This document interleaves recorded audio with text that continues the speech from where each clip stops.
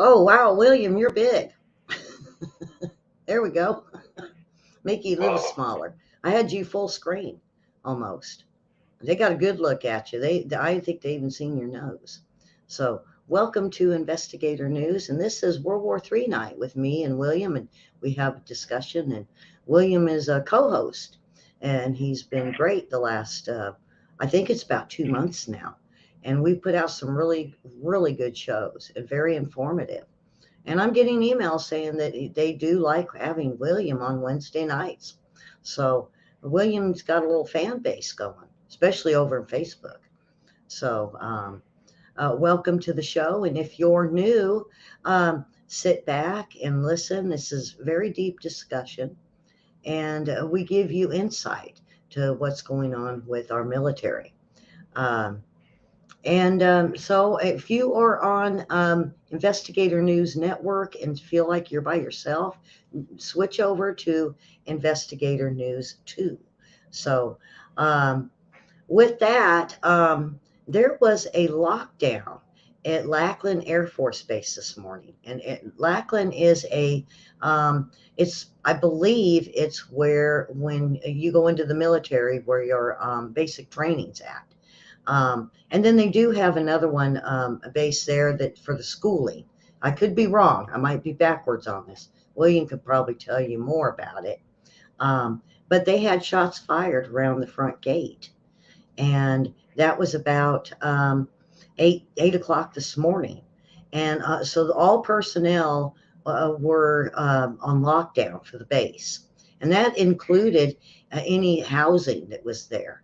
And that they did lift it at 12:18 p.m. Um, that law enforcement cleared the base, and all personnel were released from the lockdown and returned to normal operation. The gates have also returned to regular status. Um, they said while there was not really a threat to personnel, all facilities on Trooper Road um, to Carswell remain locked down as security forces complete operations. And they, like I said, they had some shots fired. And that was off the Medina Base Road, which is located outside Lackland's Gate. And says there was not an active shooter on the base, but there was not really a threat to the public. Officers are continuing their investigations. And so hopefully by tomorrow, we'll kind of hear what really happened. It looks like they're still investigating what had happened. But you know, when you have shots fired, whether it's on the base or off the base, they're going to look into it, and it's serious. And they lock the base down, and they use procedures, and they immediately take cover. William, do you got anything to add to this? Yeah, they'll be using the Office of Special Investigations. That's their equivalent of the FBI at the base to be looking at that pretty seriously. Also, they've got a dog training facility there. I'm sure they'll have the dogs out looking as well.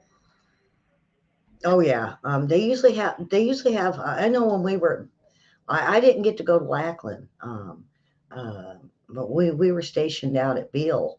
Those dogs were right there, and we had a fireworks stand that we ran right outside the base.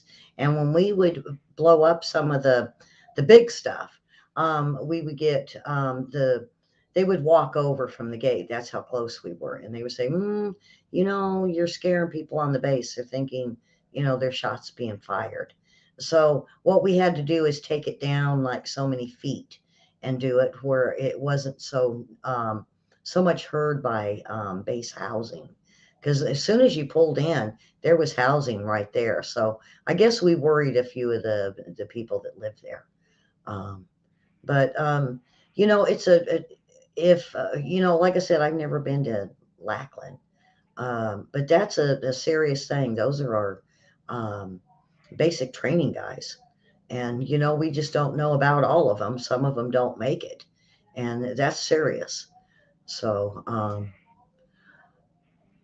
um, William, were you there? Is that what you said? Yeah, I spent Thanksgiving, Christmas, and New Year's there in '82. It was a nice place for the holidays, I'd say.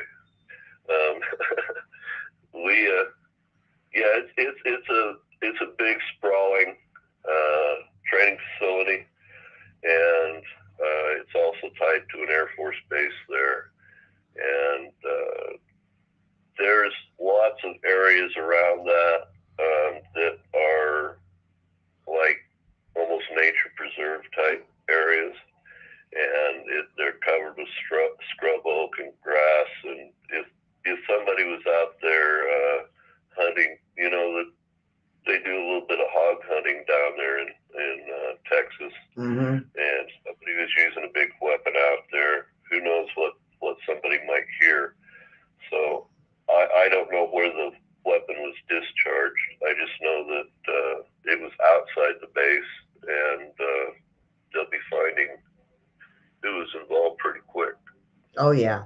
Now it was back in the 90s. Well, no, back in the 80s, no, 90s, that we were at Beale, and they took any type of boom serious. So in Lackland, that's up towards the top of the state, isn't it? No. San Antonio's down. San Antonio. Down okay. southern, and it's right there by the Alamo, and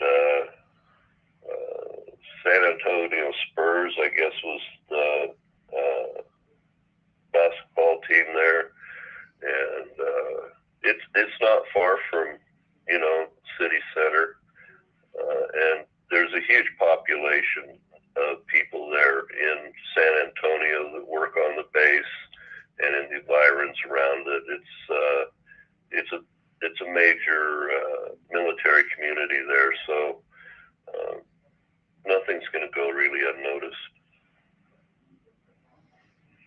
Okay, well, now we have Jinping called Putin on today and early this morning, and offered financial support and backing Russia on respective to core interest. And Chinese state media revealed just days after Putin and Zelensky had told Putin that he did warn the world that to defend Taiwan now before China decides to invade it.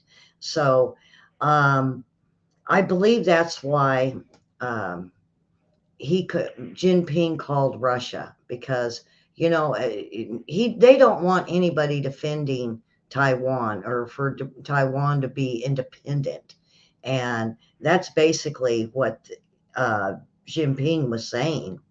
And there's a full-scale assault on with both Russia and the Ukraine army. I mean, over in around Donbass area, and it's intensifying. And they say every day it's intensifying, but it's getting to where now we have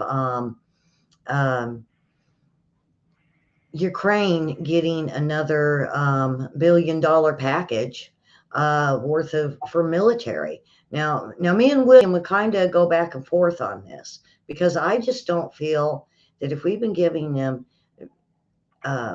military weapons and ammunition since 2008, I'm to the point where I want to know what they're spending this on before we send more. Because now my view on it is Ukraine had one of the biggest military over there in that area, and it was able basically out bigger military than a lot of the European countries. And I just can't see them being that big and still wanting more and more and more. So I was thinking maybe they're just replenishing. And so for Jinping to call over there at this time today, and starting to give Russia money, or at least backing them. I don't think they're really monetary. It could be. I'll have to get William's opinion on this.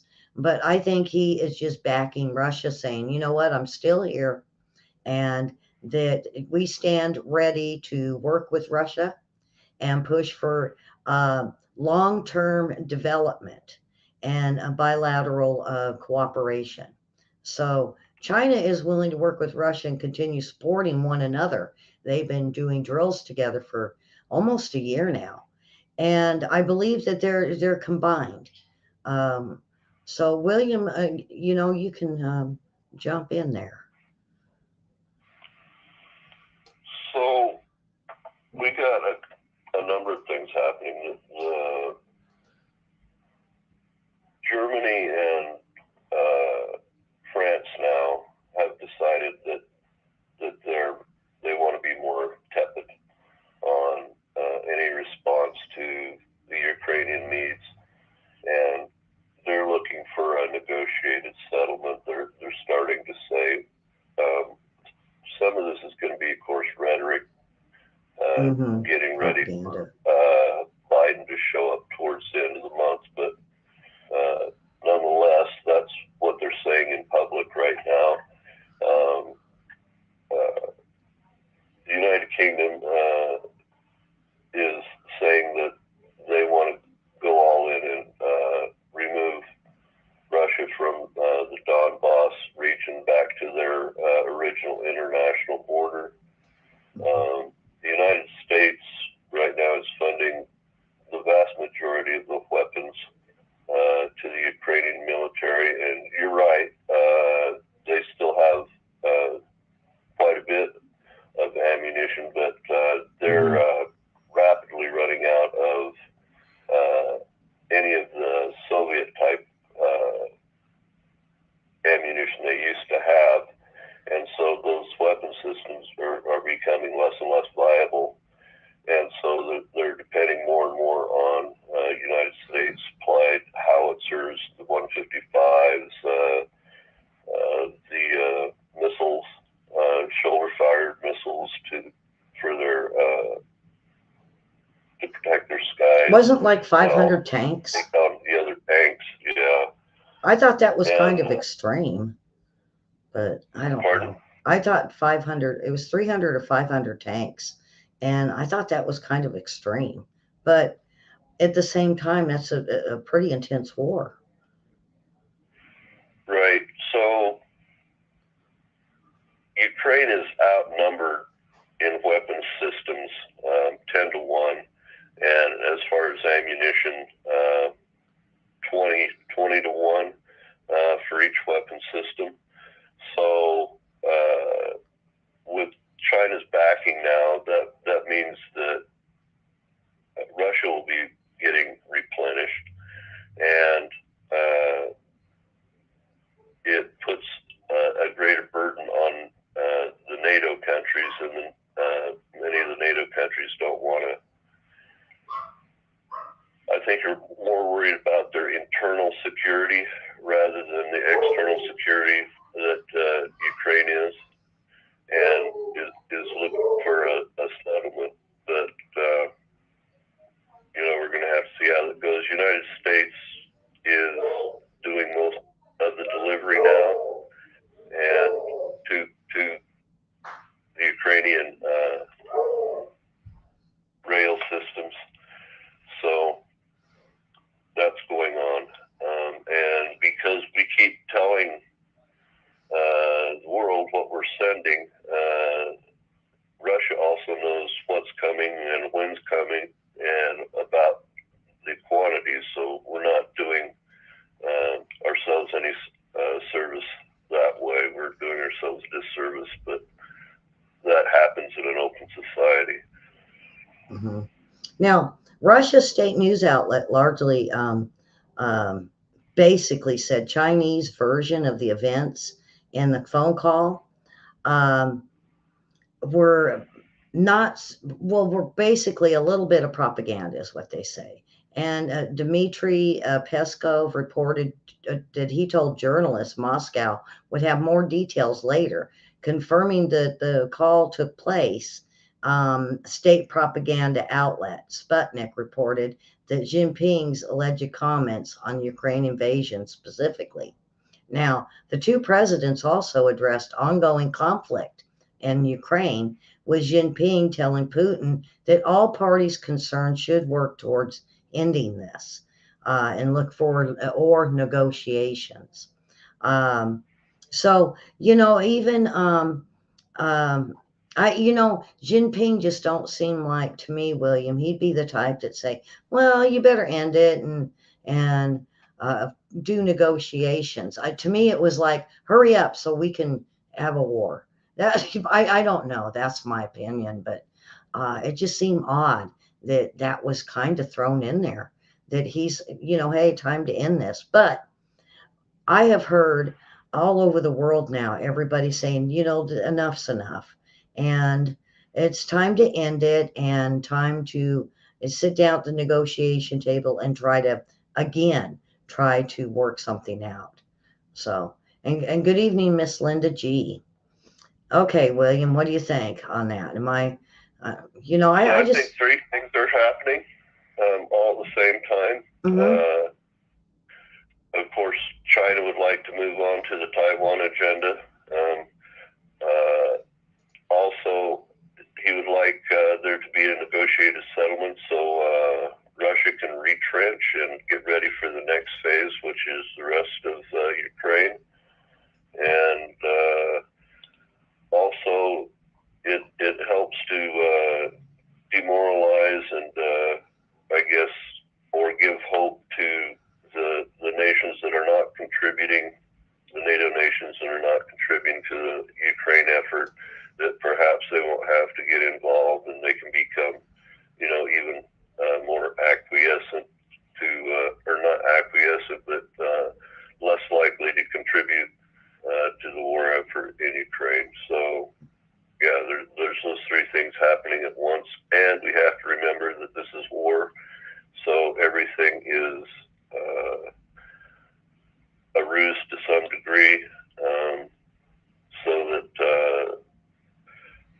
your side has the most to benefit in everything that's said. Mm-hmm. Okay, now the next thing, and I specifically even asked William on this one for logistics. U.S. military looks into allies to tackle significant logistics challenge in Indo-Pacific. And so many of the viewers really don't understand what the logistics is. And we had Deputy Defense Secretary Kathleen Hicks says the U.S. has to develop combat credible capability that can deter aggression. But it remains unclear what obligations allies and partners would have if the conflict breaks out in the Taiwan Strait. As China rapidly modernizes its military, the United States is concerned about those new PLA investments that might be used in the Indo-Pacific region, especially in Taiwan Strait. Logistics are also an issue when the U.S. is operating in waters far from American shores, something the Deputy Defense Secretary said on Monday, and would strengthen by working with allies and partners in the region.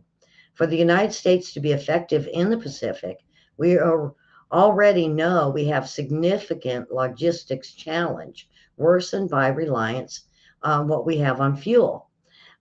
So see, they keep mentioning logistics, but some people are very intimidated by this, William, and that's kind of why I hit you up for it and said, we need to discuss what logistics are. Every week we kind of center on a certain phrase, and so people can understand what that means. And a lot of us older people, and especially, well, nothing against you women, but sometimes I don't even understand it, and I have to go look it up and read many articles. And so that's why I asked William to kind of address it for us tonight. So have at it, William.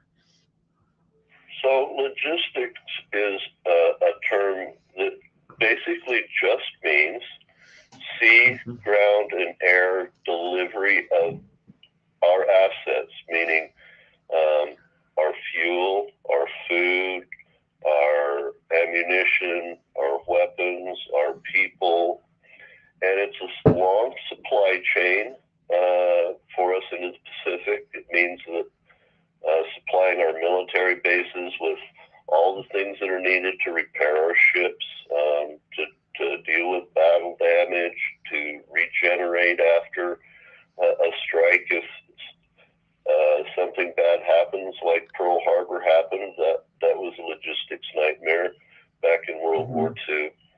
And so it's just on time delivery for the most part of what's needed on the battlefield as the battlefield develops, so that you have what you need exactly where you need it at the very moment soldiers, sailors, and airmen need it to prosecute a war.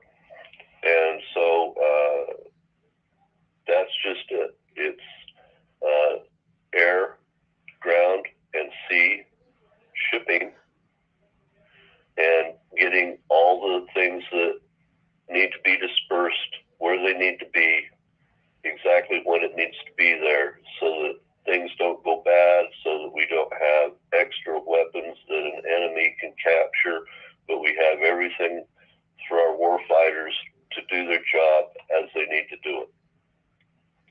Now, William, here's an odd question. Do you think that they will do like in Ukraine, it was a no-fly zone, so there's nothing in the air. Do you think that China would even agree to that? I don't think they will. I think they're going to say, well, no. So China's very, very focused on Taiwan right now. Mm-hmm. It's a diplomatic disaster in the making. And now they've said that the waters between Taiwan and China, because of the one China policy, is Chinese national waters. Mm-hmm. Not just out to the 20-mile zone or out to the identification zone, but all the way from China to Taiwan, and that no United States ship or airplane should be able to transit between Taiwan and China.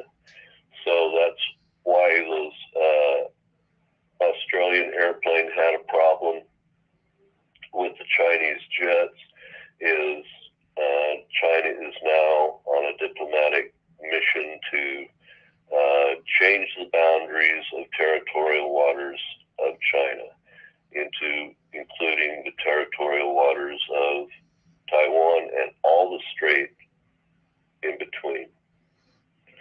Yeah, now it says here in this article that when it comes to Taiwan, only Japan could provide such logistical support.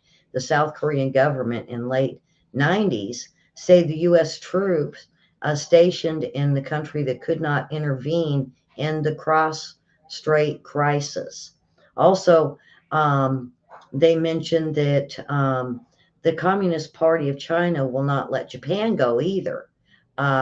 So see, I think that's what you're mentioning about the waters. But now I'm seeing that maybe Japan will do logistics also. Yeah, the Japanese ports will act as logistics for the United States. We have in the southern part of Japan an island known as Okinawa, and there's a major U.S. military installation there, as well as we have an aircraft carrier task group stationed in Japan. And so wherever our carrier group task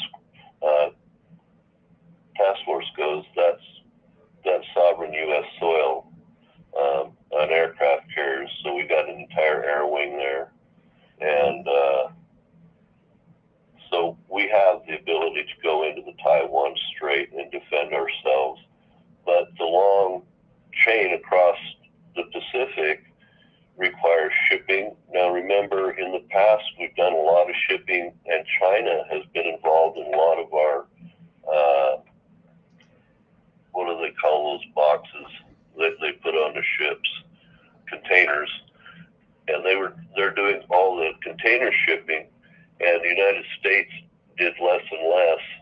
First it started out that the United States did most of its own shipping, and then Greece started doing a lot of shipping, and then later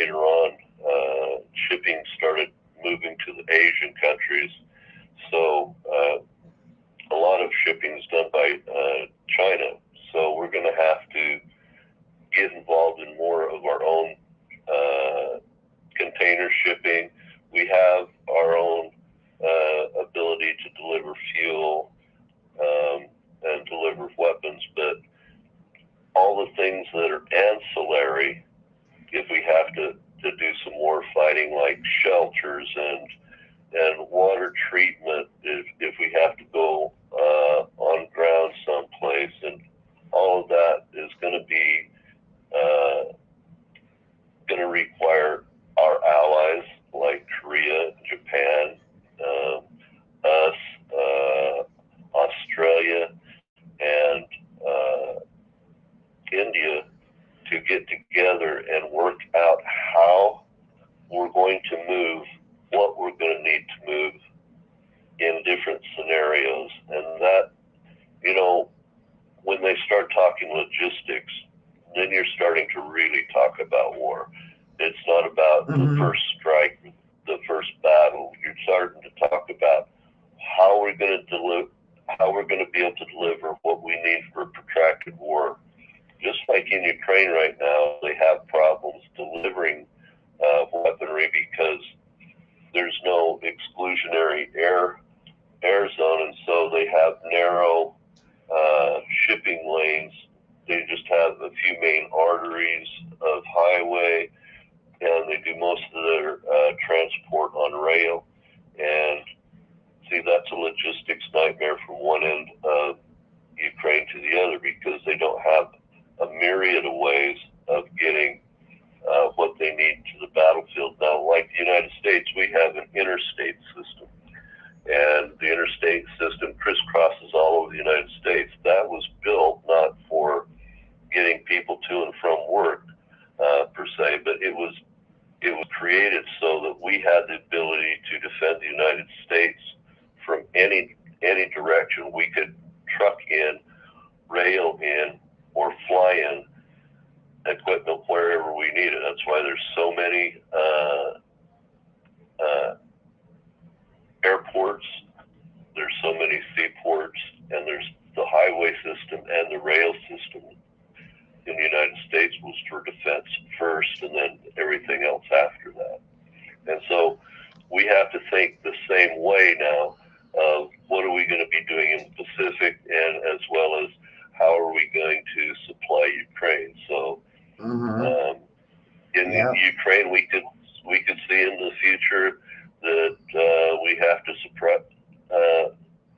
support air operations and maybe sea operations, so that they can transport their wheat and their corn and their oil in bulk through the Black Sea, so that they can get to port, so that we don't have some starvation issues happening out in the world.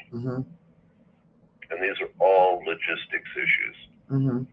Now, the big thing is we have to start looking at, you know, we're sending funding to Ukraine, but then now the Pentagon has proposed a $27 billion Pacific deterrence initiative that aims to boost the missile systems, trainings, logistics, and intelligence, and sharing with regional allies. And so now we're looking at not only supporting Ukraine, but now we're having to look at Taiwan on financial support. And you mentioned something earlier on the phone that, you know, we are number one, and we're in world power and they all look to us to cover everything and fight the wars, because not really everybody has a very big army or military.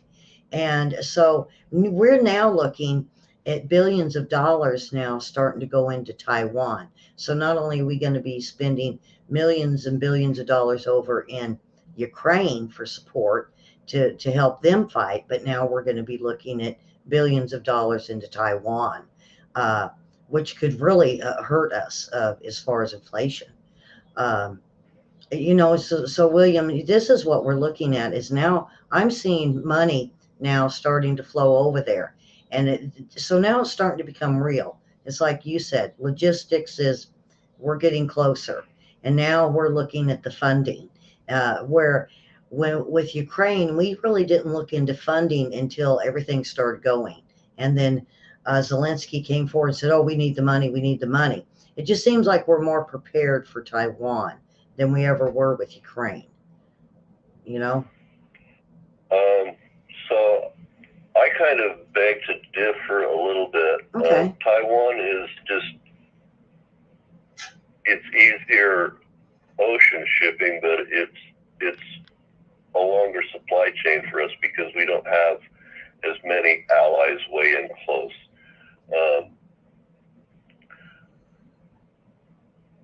But you're right that the logistics is, it takes 10 individuals to support any one individual on the battlefield. And that's because of logistics, shipping, preparation, assembly weapons, maintaining aircraft, ships. It's endless almost. And all these people have something to do. And you have to also keep in mind when we're talking about logistics, we're talking about medical. And medical is a huge burden on logistics. You've probably heard of Nightingale flights. Those are where we transfer people who've been injured. And so we have to have airborne nurses and doctors. We have to have shipborne nurses and doctors. You've heard of the ship Comfort, and there's another ship, I forget the name right now, but the Navy has two basically modified super container ships turned into hospitals, and those are involved in taking care of medical casualties. So when Ukraine's talking about needing money, they're not just talking about needing weapons, they're also talking about needing bandages, hospital beds, paying for nurses, paying, for all the things that get involved with hospitals, right down to the cleaning staff and getting rid of bio waste from surgeries. All of that stuff has to be done, and it's all part of the logistics chain. It's complicated. And that's why the Pentagon is as big as it is logistics primarily.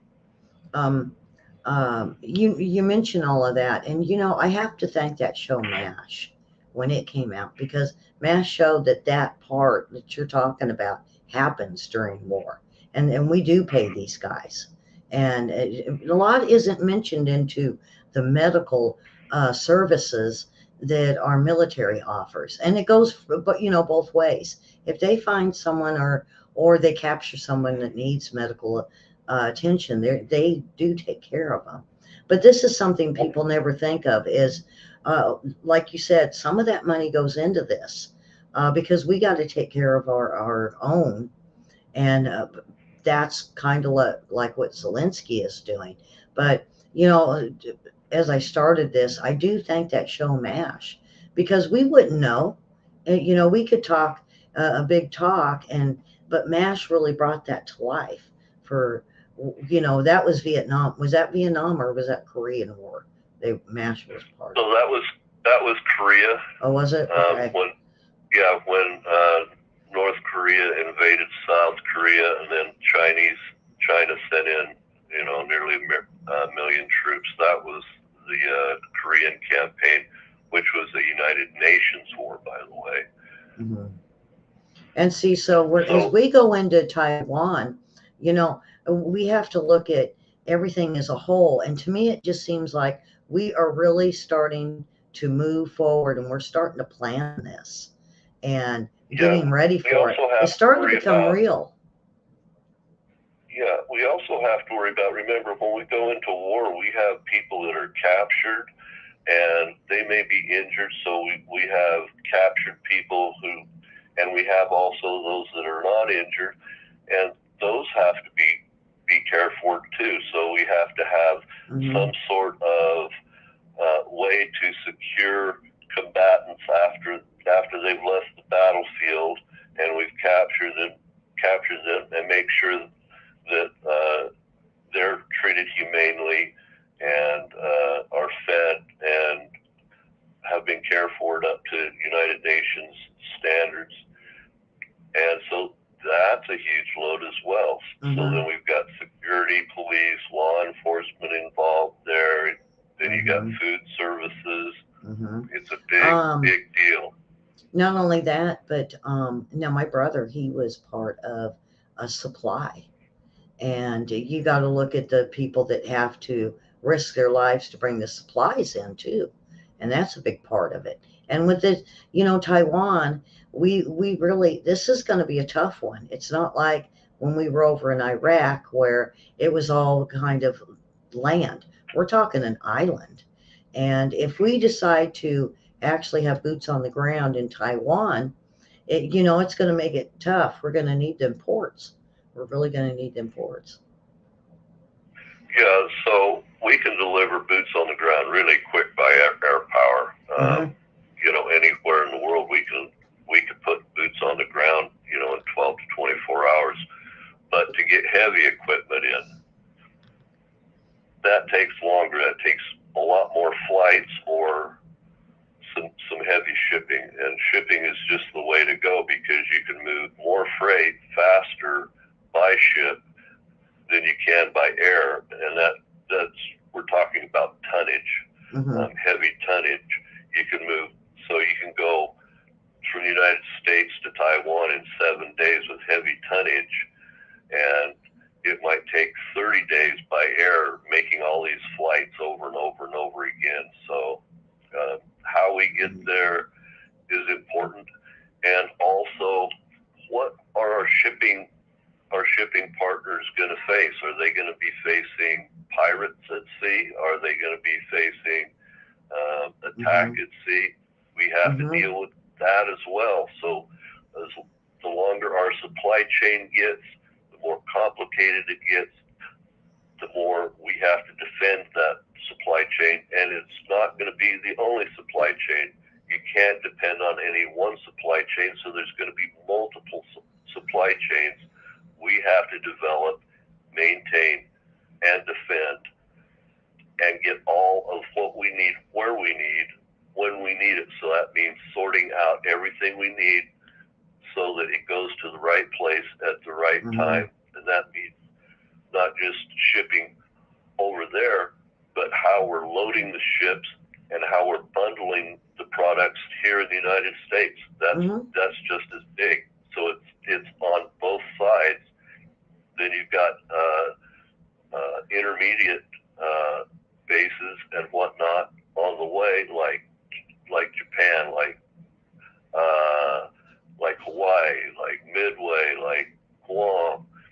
All these different places are going to have different disparate needs as the number of people rise or fall depending upon how that supply chain is increased. So that's housing, water, sewage, all this stuff is involved. Power generation, and it even means construction equipment for the Seabees or construction equipment for the Army Corps of Engineers. Lots of work. I think that's kind of why we, I couldn't, early on a year ago, I was like, why are they giving Taiwan all this stuff in Japan? And it seemed like a lot of supplies. And now it makes sense because you got to have all your supplies in place. And then you start your exercises and your drills, but you really got to have everything a lot in there first, considering Taiwan's like an island. And so now it does make a lot of sense that they got all pushed a lot of supplies over there to Taiwan, but it was a lot of it that they needed it. And so now, like you said, it's going to take 7 days by water to get things to them. It's not going to be like Ukraine where we can get it to them a little bit quicker. But now you have even mentioned the problem with this stuff going to Ukraine is there's been a slowdown, and it's kind of it's been stalled, or it's just moving very slowly. And I don't think Taiwan's got the time for us to be slow. This is going to be a little bit bigger than what we were seeing with Russia and Ukraine. I think Taiwan's going to be a much bigger battle. Since Ukraine, the sense of urgency in the South Pacific Basin for all our NATO allies, the sense of urgency has gone way up. Mm-hmm. They're getting it now. It's not abstract pie in the sky anymore. It's what do we have in place? What do we need to get in place? And how do we defend ourselves if this thing blows up all at once? Yeah. I mean, really the only experience we have is back during Iraq. And those were older generals. And now we're looking at maybe generals that have never been in a real battle. And I think, I don't want to say they're scared or hesitant, but I really think they want to go about this really slow. And I think that's why we've seen 2 years worth of a buildup of Taiwan. And even Japan is even stepped up, and they're doing a lot of exercise, a lot of drills. But for the most part, for the generals moving into this, we don't really have the big experience of on hand, I guess, on hand war. And then usually they send um, um, new recruits. And I don't know, William. I'm guessing on this. I'm just going on what I know. Is they send in basic training guys fresh out over there because they're trained on the spot. Where then you move the rest of them in behind, and this is what I'm starting to see is movement of getting ready. Now the only thing I haven't seen is Carl Vincent back over there. Now what I've heard is they're getting much needed rest, and they are um, getting that ship ready. And Carl Vinson is one of the biggest um, aircraft carriers, and it's got the biggest or the most advanced technology for planes on it. And I really think they're taking their time on exactly how we're doing everything. But as everything goes into motion, I could just see this. I feel in my gut that it's getting big. It's getting big. So when we go into a battle, we have the best trained people that we have initially, and as things go on, then you get a big influx of people going through the training cycle, and the amount of training goes down a little bit on the type of training they get at home and more out closer to wherever we're involved in war. And then a little while after that, the logistics of people being trained gets better, and we again have an even more proficient fighting force. So it starts out strong, it ebbs a little bit, and then it builds back up to its strength again.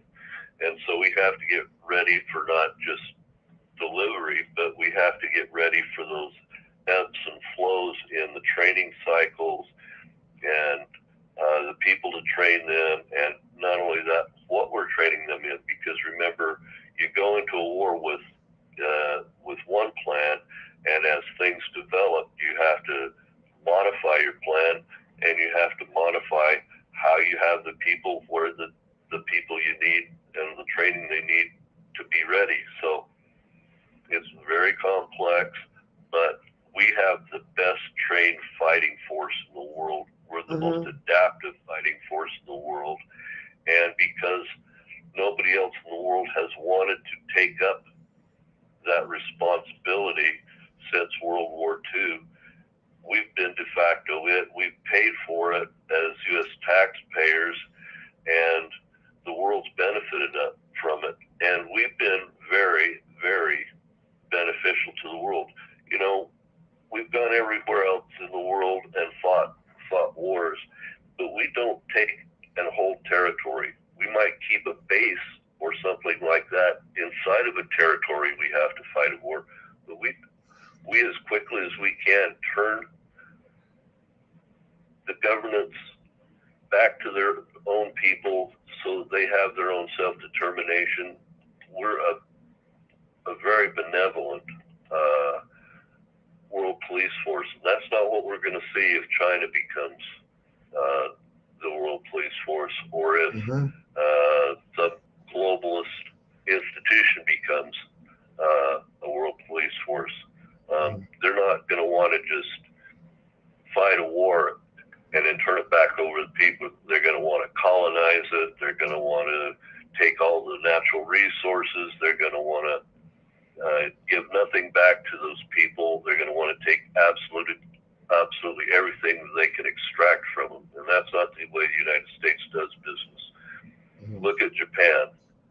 We conquered Japan, and it was an unconditional surrender. Japan is our best friend in the world next to Israel, because we turned that back over to them the way, and gave them rules for the road of what we expected, as far as them not trying to dominate their neighbors. And they have just been a jewel in the Pacific, as has South Korea and some of the other Asian countries. But Japan has just been a wonderful partner for us, even though we've been frustrated with them sometimes, because they'll take what we teach them to the next step, and we have to catch up with them on technology, on cars or something like that. But it's good competition. It's not bad competition. Yeah. And the other thing that is what's going to be new to Taiwan or China in this war is the AI drones. And China's completed its first sea trial voyage of a manufactured drone ship. And I think they even have a submarine that's a drone. And this is going to go into history books, William. I really think it is. And whether it's going to be something that we're going to use in war, or it's going to be a failure, it's going to go either one way or another. And, folks, I want to say we got a really bad taste and over Obama and these drones. So let's, don't keep bringing up what Obama did. Now, since Obama, the technology in these drones is amazing. Not only is it the Navy, it's the Army with tanks and other the little robot dogs that's helping the Army, to the drones that fly up in the air. This is really going to be a very interesting, and I hate to say interesting war, but as far as the drone usage that we're going to start using this war, I think this is going to be a war of how we put the drones into effect. And me and William talked about, we said this is probably going to be one of the longest segments tonight, that we discuss this, because now we know China has completed their first voyage with theirs, and I haven't heard nothing. That was mine, is, well, what are we doing? If China did it, what are we doing? Because we got to be able to be, have our own to take, I don't know, have our own. I don't want to have a drone war, drone against drone and drone ship against drone ship, because it's easy, because you just fire something at it and bye-bye drone on China. But we're going to have our own. But it's going to be interesting to see how they use these drones in war, in a war situation, not just exercises or playing. William, do you have anything before I get? I mean, this is really interesting. What makes AI so wild, I guess is a good word to use, is it's turning warfare back into the Wild West, in that you can have intelligence directed right close by or from someplace else entirely in the world. These things can do their tracking of where they're going to go independently, or they can be given a route, or they can do their own hunting. and then ask us for authorization to fire or give us different options on an attack. That's what AI does.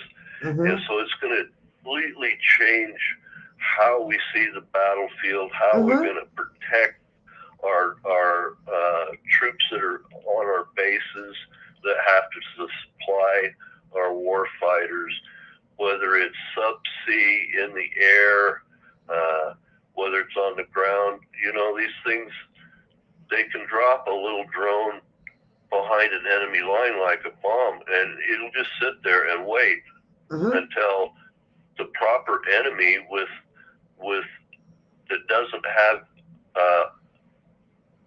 our insignia on it, but has their insignia on it, and then it'll strike their war fighters.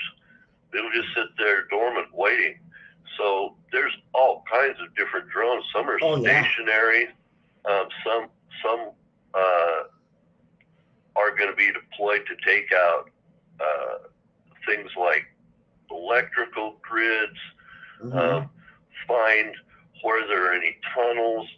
It's just an endless array, and how that's going to affect the warfighter and how it's going to affect us as far as our operational tempo and how much distraction it's going to be. It's going to be an interesting thing how this develops. There's just so many ways it can develop. No, this is the one that interests me, William, is I would call it the spy drone. Now, I could see, you know, these little bees and bugs that they got. I could see them flying one of them into enemy territory and like landing and listening to what their plans are. And it's like, wow, you know, that's going to be amazing how we could get intel through these little drones, these little bug-looking drones. I mean, I wanted to get one and send it to the Capitol and spy, but I think that's just a thought. But, you know, and I got to thinking about today, and it's like, you know what? That gives a whole new meaning to spying during wartime. Yeah, they could do man in the middle, so that somebody picks up the telephone, it goes from their telephone to one of our drones sitting down on the ground or in the air, and we can listen in on it. But not only that is, if we don't want them to get the information they're sending, we could change just a word in a sentence for them. And so much for the ... guys that used to listen. You remember, I don't know what they're called. You know, the ones that would listen for the ... and they would take it down and intercept messages. That gives a whole new meaning with these drones, you know, of doing away with the ... thing, because we can send these drones in as small as an ant or as big as a tank. You know, there's, like you said, there's so many that that technology has built that I think every aspect of a war we've got a drone for. Well, they're developing drones. This is just beginning. And when you add AI in, you could have a drone that was just specifically designed to go get one individual in a battlefield. Look for a single face, or look for a single DNA, or look for a single trace chemical. This is a whole new world. Oh yeah, and they got the capabilities to the other aspect of it would be some of these drones could go in, they could test the air before the army even gets there. They can go test the air, the ground, the water. That's a whole new separate little drone that, you know, this is so interesting of what the drones could do. And people like, well, what's a drone going to do? Go in and shoot people? No, it's a lot different than that now. From when Obama had the drones shooting and firing weapons, because yeah, they could do that. We know that. But what about an unarmed manned tank or unarmed drone tank that we could drive in and fire? That saves, you know, what, 3 to 5 men in a tank, to where, like, look at what with Ukraine. Every time one of their tanks is blown up, there's 3 to 5 guys in here, and you blow up 100 of them. That's quite a few men. That's a lot of death.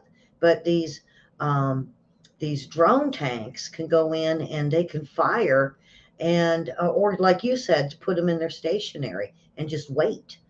And we won't even have to chase anybody with it. But then, like you said, we have these drones that if we want a um, a colonel or a general on the other side, we can send them after it.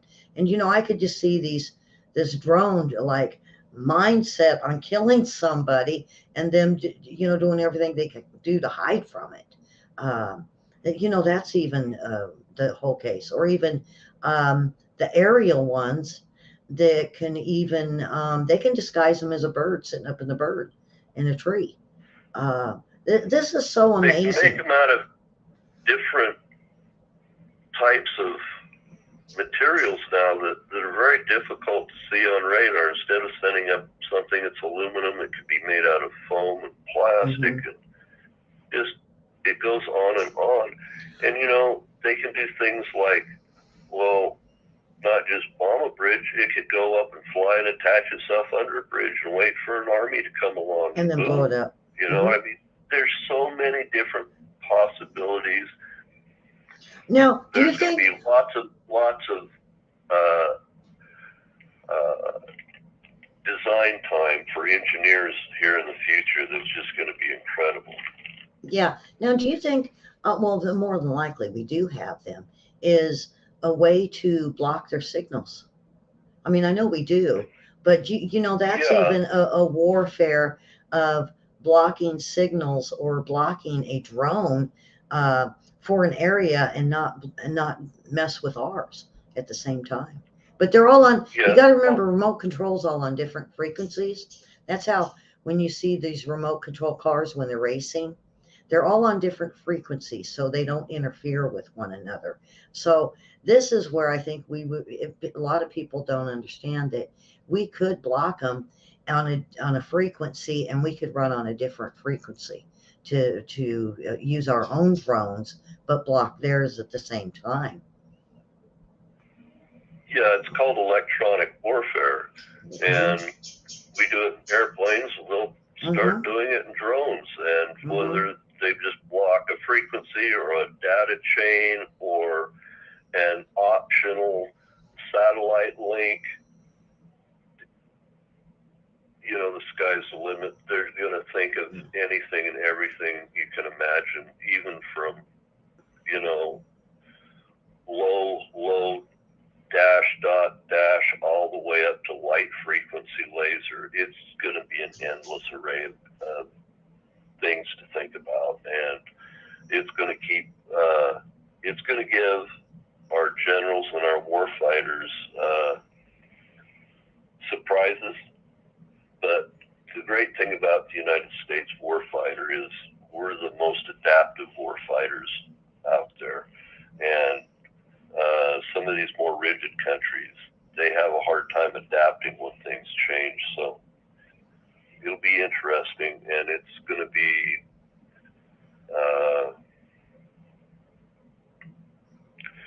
there's interesting. It's going to that's the only word I can come up with, William, is this is going to be history in the making. And we're going to Linda is talking how interesting this is, and she appreciates it. Now, Linda, think of this. This is our age, and look at what we've seen in history.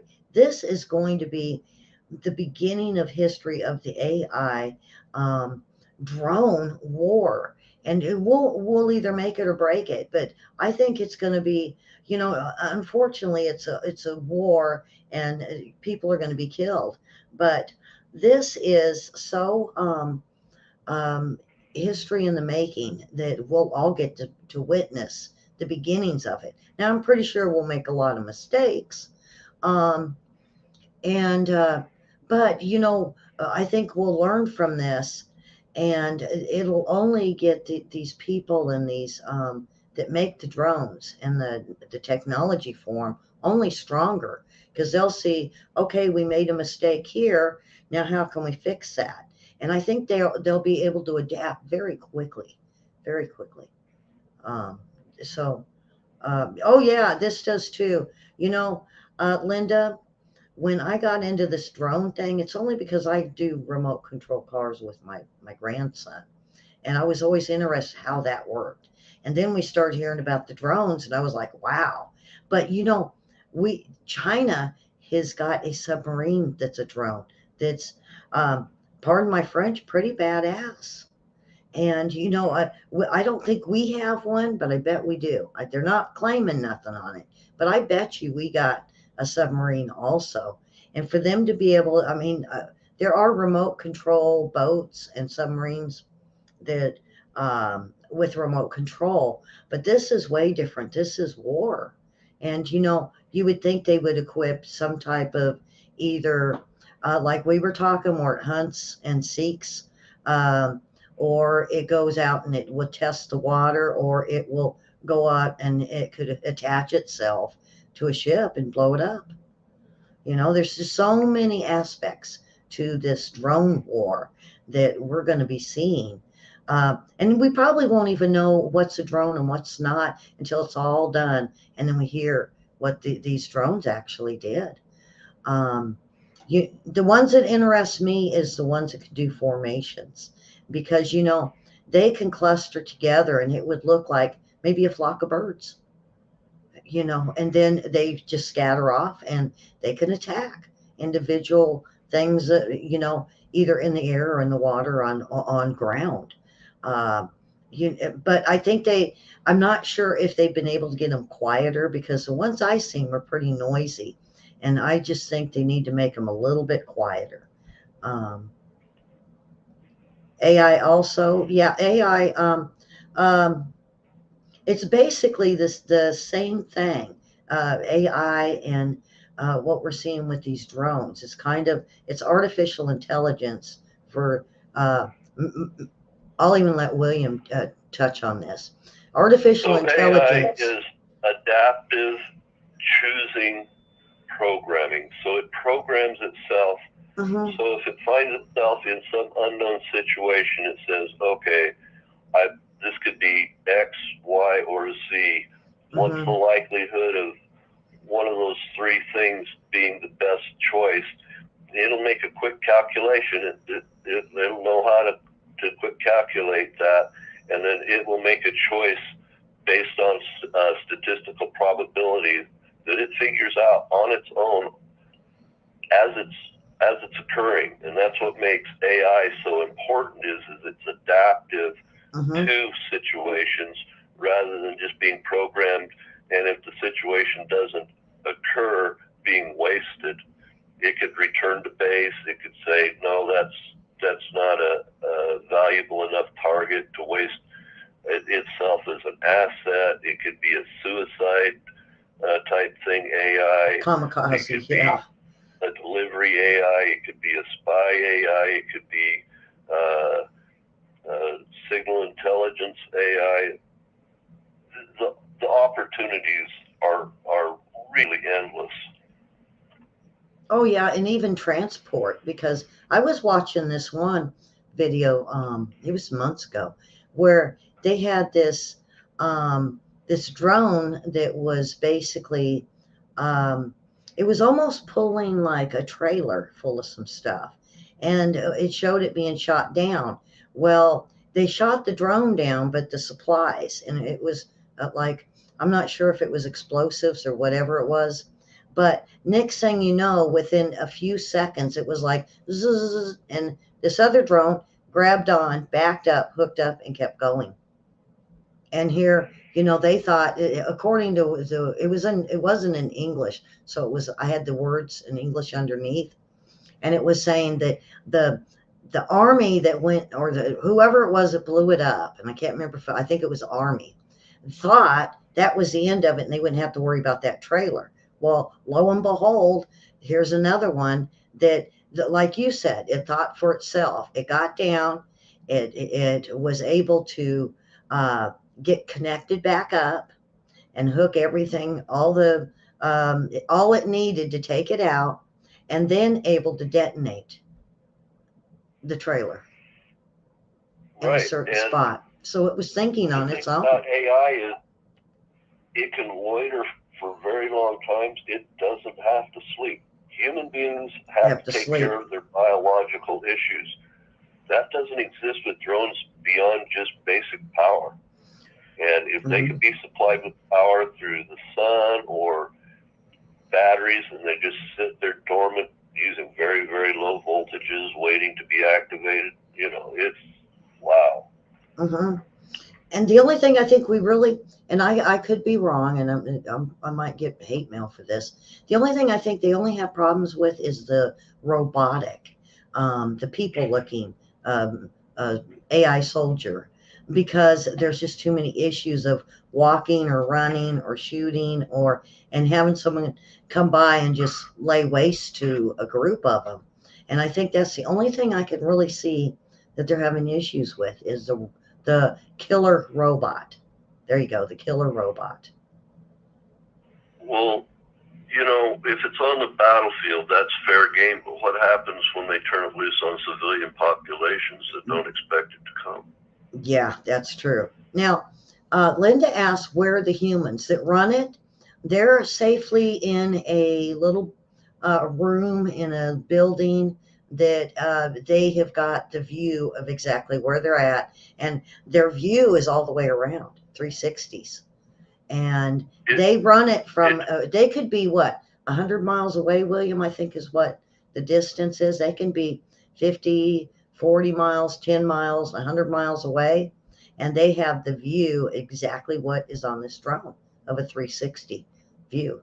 Yeah, they can be line of sight just a few hundred feet to any place on the globe. Just depends on how much technology they want to put into it, whether they want to link it to satellites or radio communications or some other form of communications we don't even know about yet. Yeah. We don't know everything we don't know. That's the problem with war is we think we know, we think we've taken everything into account. We always get surprised. We always learn from I think we have learned something from every war in history. And, some things are new and some things aren't. And, to me, I kind of imagine this because I'm a big history buff is, can you imagine the first time that our military seen a tank and said, wow, look at this tank. I think that's going to be it's going to be a wow factor of, wow, look at what these drones can do. Are they going to utilize all of them? I don't know. But I think this is going to make history. I really do. Well, they can be both destructive, but they can also operate. Save people on the battlefield. They can be ambulances. They can be surgeons. Anything in the support chain that we can find a way to use them more advantageously so that our enemy can't keep up. And like you said, it's kind of saving the soldier in a way. And as we were talking earlier about the medical, we can get these they call them killer robots, but these robots or the machines that we can put over there in the medic facilities that can actually do a surgeon just like a surgeon over in the States could. This is just very universal. There you go. That's the word I was looking for earlier. The drone is, and AI is so universal. Yeah, AI surgeons. Yeah.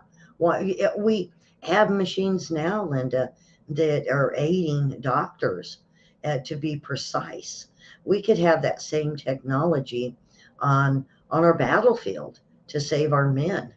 And it's not a person that's putting their life in danger to get out there and crawl in the trenches to even save a soldier.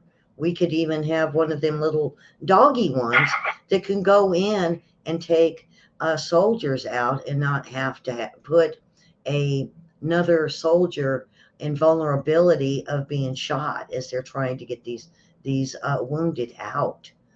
Um, there's just so much that these drones could be used for. Um, that I've been impressed with the drones for many years, and the war drone, there you go, the war drone, and the capabilities it's the technology using for every aspect is really growing every single day. Every day they want to beat the last one, and it's only going to be getting better. And like you said, we're going to learn from our mistakes down the road. We're going to learn how to perfect it, or think we can perfect it. And you are right. They do think for themselves. Some of this, some of it is um, like what Linda was asking the question, where are the humans? Some of them are going to be just human. And then there's going to be others of these drones that are AIs that are going to be able to perform a task and think about it by itself.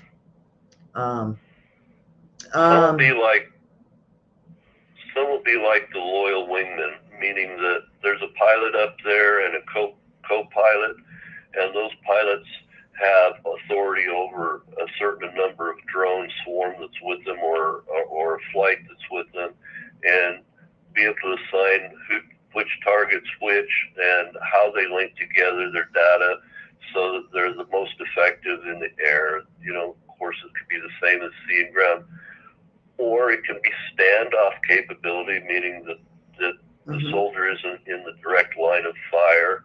mhm. It can also mean that we can attack from a different direction so that we can defeat armor. There's a lot involved in this. Yeah.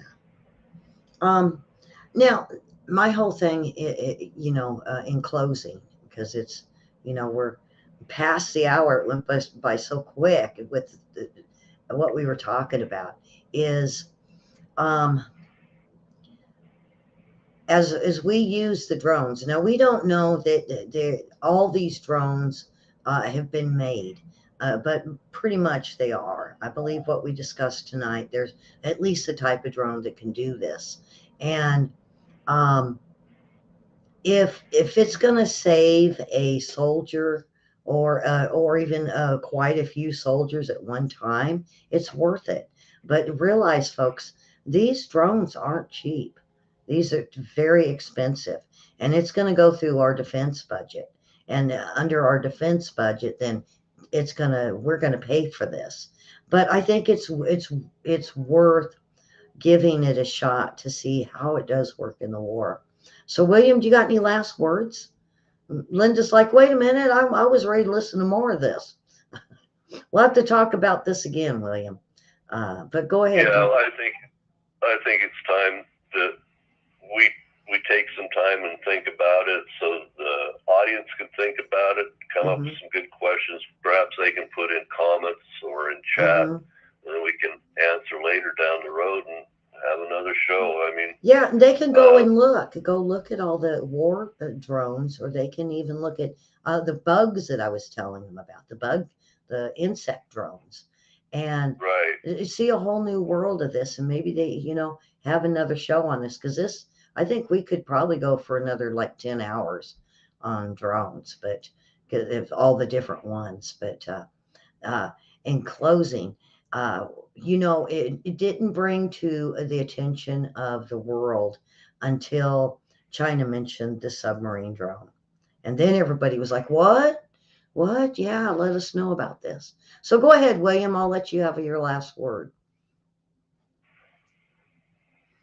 Thanks for listening, and we're happy that you're here to be involved with us. Um, you know, some people hate war, and obviously there's reasons to hate war, but it Mm-hmm. is